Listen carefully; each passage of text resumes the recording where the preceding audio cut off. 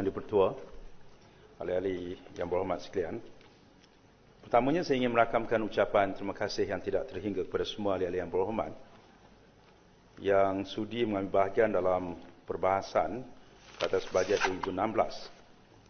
Dan saya menganggap setiap cadangan dan pandangan yang diutarakan itu adalah sangat berguna.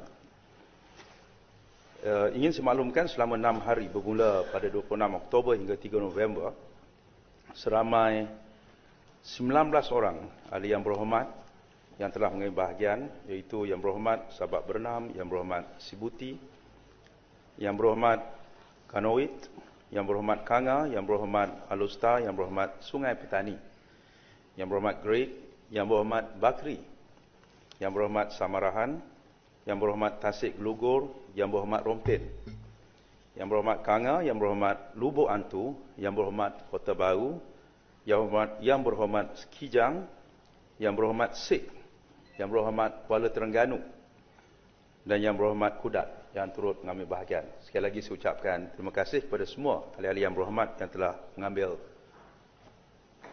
Yang Berhormat Pokok Sena. Ya. Yang Berhormat Pokok Sena. Yang Berhormat Pokok Sena ni, Yang Berhormat Menteri tak sebut, masih lagi di awang-awang tu. Ya. Tak dapat dikesan. Pertamanya, Orin. izinkan Sila. Yang Berhormat Datuk Yang Dipertua untuk saya tidak membaca satu persatu.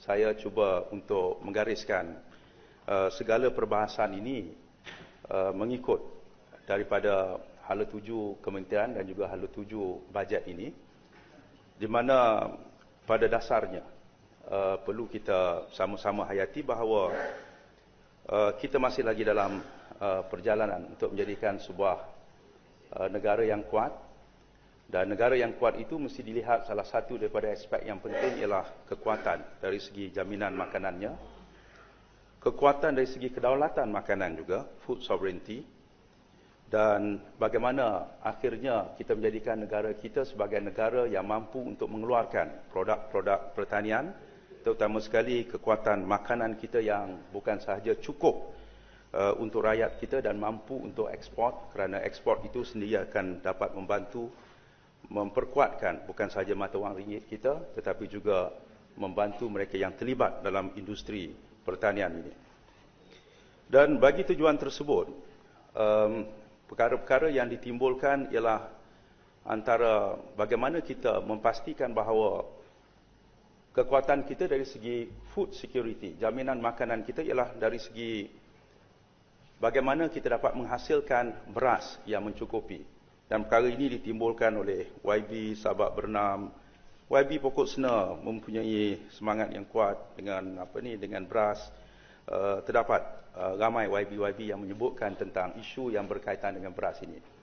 Dan kita tahu bahawa buat masa sekarang, kalau tak tujuan ataupun sasaran kita untuk mencapai 100% keupayaan kita berdiri sendiri ataupun self-sufficiency level masih lagi berada di peringkat 70%, di mana jelapang-jelapang padi yang kita ada sekarang ini mampu untuk menghasilkan 70%, tetapi pihak kementerian berpendapat untuk menjadikan 100% sebenarnya boleh kita perbaiki berasaskan pada jelapang padi yang sudah sedia ada, sama ada di Selangor, di Perak, di Kedah, di Kelantan dan sebagainya, kerana apa yang kita perhatikan terdapat banyak jurang dari segi efisiensi penggunaan tanah-tanah yang ada pada waktu sekarang. Artinya, sekiranya kita mampu untuk meningkatkan efisiensi ataupun kecekapan tanah-tanah yang ada, saya kira mencukupi untuk menghasilkan